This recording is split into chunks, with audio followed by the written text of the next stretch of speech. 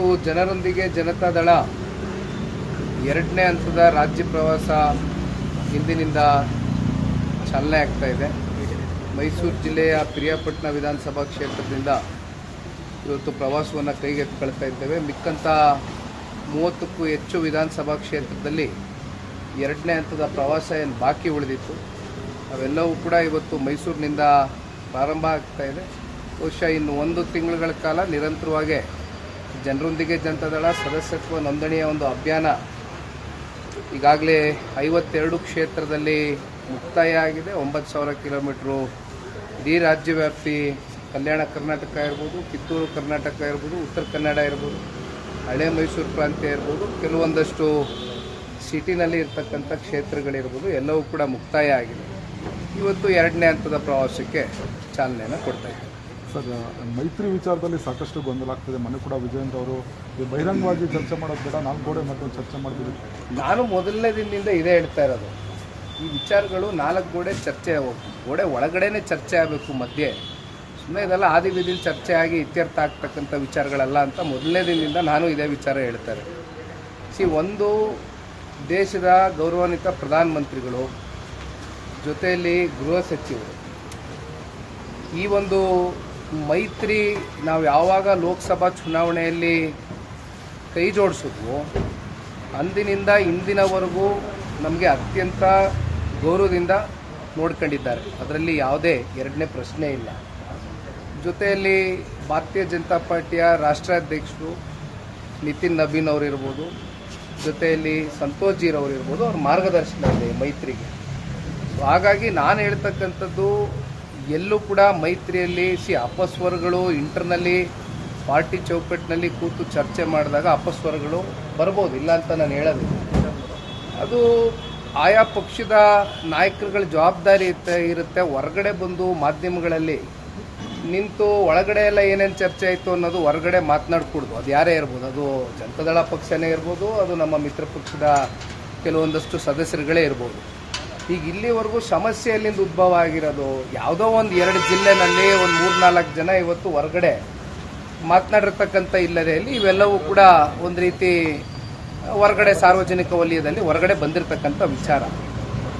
ನನ್ನ ಅಭಿಪ್ರಾಯದಲ್ಲಿ ಇದೆಲ್ಲ 4 ಗೋಡೆ ಮಧ್ಯೆನೇ ಇತ್ಯರ್ಥ ಆಗಬೇಕು. ಹೋಗ್ತಕ್ಕಂಥದ್ರ ಬದಲು ಅಥವಾ ಅಲ್ಲೆಲ್ಲೋ ಡೆಲ್ಲಿ ಪ್ರವಾಸಕ್ಕೆ ಹೋಗ್ತಕ್ಕಂಥದ್ದು ಬದಲು 135-136 ಜನನೂ ಕ್ಲಿಯರ್ ಮ್ಯಾಂಡೇಟ್ ಕೊಟ್ಟಿದ್ದಾರೆ ಜನ.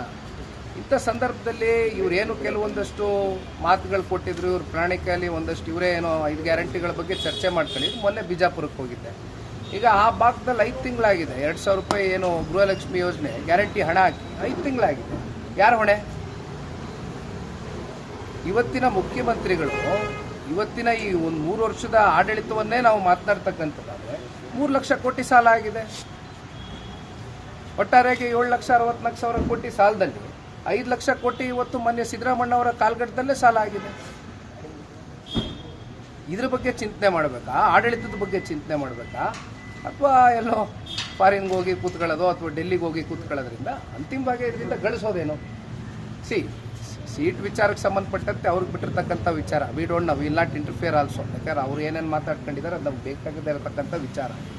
ಅಲ್ಟಿಮೇಟ್ಲಿ ಏನಿಲ್ಲ, ಜನ ಬಡವಾಗೋದು ಬೇಡ, ಜನ ಕ್ಲಿಯರ್ ಮ್ಯಾಂಡೇಟ್ ಕೊಟ್ಟಿದ್ದಾರೆ, ಕೆಲಸ ಮಾಡಿ. ಸರ್, GT ದೇವೇಗೌಡ ಅಲ್ಲಿ ಮುಗಿದ ಸರ್ ನಾಯಕರಿಗೆ. ಆಮೇಲೆ ಒಂದು ಕಡೆ ಕುಮಾರಸ್ವಾಮಿ ಅವರು ಒಂದು ವಿಧಾನ ನಾವೆಲ್ಲೂ ಘೋಷಣೆ ಮಾಡಿಲ್ಲ. KR ಪೇಟೆಲ್ ಮಾಡಿದೆ. ನೋಡಿ, ತಪ್ಪು ತಿಳ್ಕೊಬೇಡಿ. KR ಪೇಟೆಯಲ್ಲಿ ನಾನು ಘೋಷಣೆ ಮಾಡಿಲ್ಲ. ನಾನೇನು ಹೇಳ್ತೀನಿ ವೆರಿ ಕ್ಲಿಯರ್. ಹಾಗೆ ನಾನು ಹೇಳಿದ್ನಲ್ಲ, ಡಿಜಿಟಲ್ ಪ್ಲಾಟ್ಫಾರ್ಮ್ಸಲ್ಲಿ ಈಗಲೇ ತೆಗೆದು ನೋಡಿ. ನಮ್ಮ HT ಮಂಜು ಅವರು ಕೊನೆ ಹಂತದಲ್ಲಿ ಅವರಿಗೆ ಒಂದು 15 ದಿನ ಇದ್ದಂಗೆ ಪಕ್ಷದ ಕಡೆಯಿಂದ ಟಿಕೆಟ್ ಘೋಷಣೆ ಆಗಿದೆ. ಅದಾದಮೇಲೆ ಅವ್ರು MLA ಆಗಿದ್ದಾರೆ. ನೀವು MLA ಆಗಿದ್ದೀರಿ, ಮತ್ತೆ ನೀವು ಬರೋದಕ್ಕೆ ಜನಗಳ ಮಧ್ಯೆ ಇದ್ದು ಅವ್ರ ಪ್ರೀತಿ ವಿಶ್ವಾಸ ಗಳಿಸಿ ಮಂಜಣ್ಣ ಅವರೇ ಅಂತ ಹೇಳ್ತೀನಿ ನಾನು.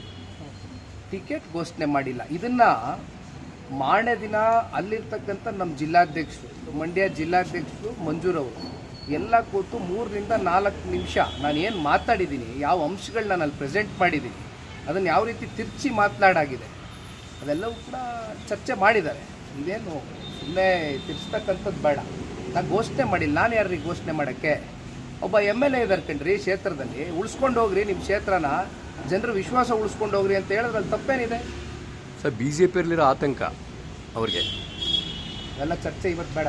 ಸರ್ ಈಗ ZPTP ಎಲೆಕ್ಷನ್ ಟಿಕೆಟ್ ಅಂದರೆ ಅದು ಇನ್ನೂ ಕೂಡ ಎರಡು ಪಕ್ಷದ ಚೌಕಟ್ಟಿನಲ್ಲಿ ಚರ್ಚೆಗೆ ಬಂದಿಲ್ಲ. ಅಂದರೆ ಇದು ಯಾವುದೇ ರೀತಿ ಚರ್ಚೆಗಳು ಇನ್ನೂ ಬಂದಿಲ್ಲ. ಫಸ್ಟ್ ಆಫ್ ಆಲು ಜಿಲ್ಲಾ ಪಂಚಾಯತಿ ತಾಲೂಕ್ ಪಂಚಾಯತಿ ಚುನಾವಣೆಗಳು ನಡೆಯುತ್ತೋ ಇಲ್ವೋ ಇನ್ನೂ ಗೊತ್ತಿಲ್ಲ. ಯಾಕೆಂದರೆ ನೋಡಿ, ನಾವು ಯಾವಾಗಲೂ ಮಾತಾಡ್ತಾ ಇರ್ತೀವಿ ಯುವಕರು ರಾಜಕಾರಣಕ್ಕೆ ಬರಬೇಕು ಅಂತ. ಎಲ್ಲಿಂದ ಬರೋಕ್ಕಾಗುತ್ತೆ? ಯುವಕರು 11 ವರ್ಷಕ್ಕೆ ಒಂದ್ಸಲಿ ಆದ್ರೂ BBMP ಎಲೆಕ್ಷನ್ ಕಂಡಕ್ಟ್ ಮಾಡಿಲ್ಲ ಅಂದರೆ ಇನ್ನು ಹೊಸ ತಲೆಮಾರು ರಾಜಕಾರಣಕ್ಕೆ ಎಲ್ಲಿಂದ ಬರೋಕ್ಕಾಗುತ್ತೆ? ಇದೇ ರೀತಿ ಇವಾಗ GBA ಎಲೆಕ್ಷನ್ನು ಅಷ್ಟೇ, ಅಂತಿಮವಾಗಿ ಸುಪ್ರೀಂ ಕೋರ್ಟಿಂದ ಡೈರೆಕ್ಷನ್ಸ್ ಬಂದ ಮೇಲೆ ಇವಾಗ ಆಯಿತು GBA ಎಲೆಕ್ಷನ್ ನಡೆಸಲೇಬೇಕಾದಂಥ ಒಂದು ಅನಿವಾರ್ಯ ಪರಿಸ್ಥಿತಿ ಇವತ್ತು ರಾಜ್ಯ ಸರ್ಕಾರ ಇರ್ತಕ್ಕಂಥದ್ದು. ಹಾಗಾಗಿ ನೋಡೋಣ ಬನ್ನಿ, ಆಯಾ ಸಂದರ್ಭಕ್ಕೆ ಚರ್ಚೆಗಳಾಗ್ತವೆ. ಇಬ್ಬರು ಒಟ್ಟಾಗಿ ಹೋದ್ರೆ ಒಳ್ಳೇದಾ ಅಥವಾ ಕಾರ್ಯಕರ್ತರು ಚುನಾವಣೆ ದೃಷ್ಟಿಯಿಂದ ಇದನ್ನ ಪತಿಯಕ್ಕೆ ಹೋಗ್ಬೇಕು ಅವತ್ತು ಕೂತ್ಕೊಂಡು ಶಾಸಕರ ವಿದೇಶ ಪ್ರವಾಸದ ಬಗ್ಗೆ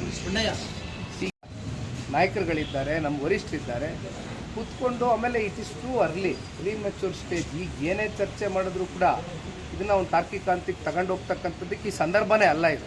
ಆದರೆ ಸರ್, ಈ ಫೌಂಡೇಶನ್ ಯಾಕೆ ಅಂತ, ಯಾಕಂದರೆ JDS ಮಂಡ್ಯದಂಥ ಜಿಲ್ಲೆಗಳು ಎಲ್ಲಿ ಹೇಳ್ತಾ ನಾನು ಈ ವಿಚಾರಕ್ಕೆ ಸಂಬಂಧಪಟ್ಟಂತೆ ಹೇಳಲೇಬೇಕು ಅಂತ ನೀವು ಒತ್ತಾಯ ಮಾಡಿದ್ರೆ 28 ಕ್ಷೇತ್ರಗಳಲ್ಲಿ JDS ಸುಮ್ಮನೆ ಒಂದು 4-5 ಕ್ಷೇತ್ರ ಉದಾಹರಣೆ ಕೊಡ್ತಿದ್ವಿ.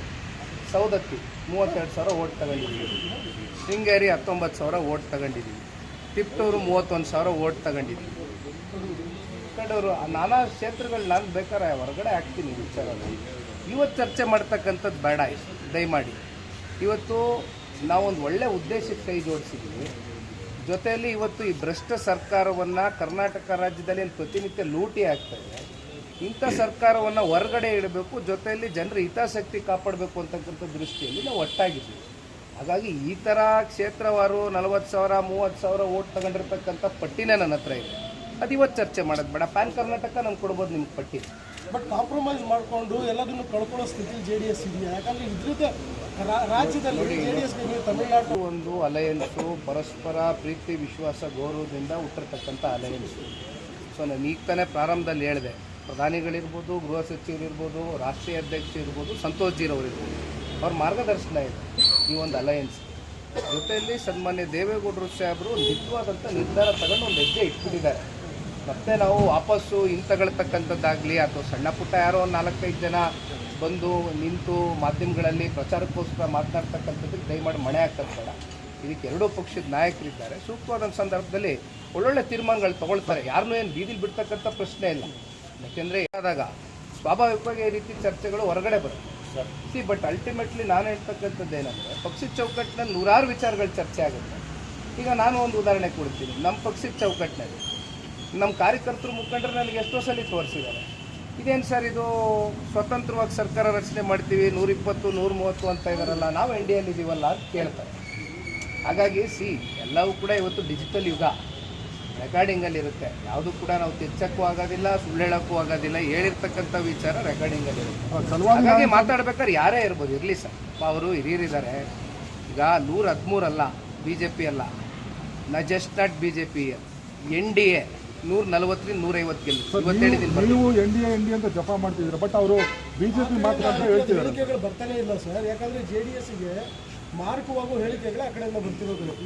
ನೋಡಿ ಸರ್, ನಾವು ಮೈತ್ರಿ ಧರ್ಮವನ್ನು ಗಟ್ಟಿಯಾಗಿ ಪಾಲನೆ ಮಾಡ್ತೀವಿ. ಅದೇ ಮಾಡ್ತಾ ಇದ್ದೀವಿ, ಮಾಡ್ತೀವಿ ಕೂಡ, ಅದರಲ್ಲಿ ಯಾವುದೇ ಅನುಮಾನ ಬೇಡ. 140ರಿಂದ 150 ಸೀಟು ನಮ್ಮ ಮಿತ್ರ ಪಕ್ಷ ಎಷ್ಟು ಗೆಲ್ತಾರೆ, JDS ಎಷ್ಟು ಗೆಲ್ತಾರೆ ಅಂತ ನಾವು ಇವತ್ತು ಹೇಳೋಕ್ಕಾಗಲ್ಲ. 140ರಿಂದ 150 ಸೀಟು ಇಬ್ಬರು ಅಣ್ಣ ತಮ್ಮಂದರ ರೀತಿ ಕೆಲಸ ಮಾಡಿ ಲೋಕಸಭೆಯಲ್ಲಿ ಯಾವ ರೀತಿ ಒಂದು ಫಲಿತಾಂಶ ಹೊರಗಡೆ ಬಂತು, ಅದೇ ರೀತಿ ವಿಧಾನಸಭಾ ಚುನಾವಣೆಯಲ್ಲೂ ಕೂಡ ಒಂದು ದಾಖಲೆಯನ್ನು ಸೃಷ್ಟಿ ಮಾಡ್ತಕ್ಕಂಥದ್ದು ಯಾವುದೇ ಸಂಶಯ ಇಲ್ಲ. ಸರ್, ಮೊನ್ನೆ ಪ್ರಿಯಾಂಕ್ ಖರ್ಗೆ ಅವರು ಮಾತನಾಡ್ತಾರೆ, RSS ಸರ್, ನಾನು ಹಲವಾರು ಬಾರಿ ಹೇಳಿದ್ದೀನಿ, ಒಂದು ಪ್ರಾದೇಶಿಕ 25 ವರ್ಷ ಕರ್ನಾಟಕ ರಾಜ್ಯದಲ್ಲಿ 50ಕ್ಕೂ ಹೆಚ್ಚು ಜನ ಈ ಪಕ್ಷವನ್ನು ಒಂದು ರಾಜಕೀಯ ವೇದಿಕೆಯಾಗಿ ಉಪಯೋಗಿಸ್ಕೊಂಡು ಪೂರ ಒಂದು ವೈಯಕ್ತಿಕ ಕಾರಣಕ್ಕೋಸ್ಕರ, ರಾಜಕೀಯದ ಲಾಭಕ್ಕೋಸ್ಕರ ಈ ಪಕ್ಷ ಬಿಟ್ಟು ಹೋದಂಥ ಸಂದರ್ಭದಲ್ಲೂ ಕೂಡ 50ಕ್ಕೂ ಹೆಚ್ಚು ನಂಬರ್. ಆದರೂ ಕೂಡ ಪಕ್ಷ 25 ವರ್ಷ ಮೊನ್ನೆ ದಿನ ಬೆಳ್ಳಿ ಹಬ್ಬ ಆಚರಣೆ ಮಾಡಿ. ಹಾಗಾಗಿ ಜನತಾದಳದ ಪಕ್ಷದ ಶಕ್ತಿ ಏನು ಅಂತಕ್ಕಂಥದ್ದು ಅವ್ರಿಗೂ ಕೂಡ ಗೊತ್ತಿದೆ. ಒಳಗಡೆ ಸಾರ್ವಜನಿಕವಾಗಿ ಚರ್ಚೆ ಮಾಡಬೇಕಾದ್ರೆ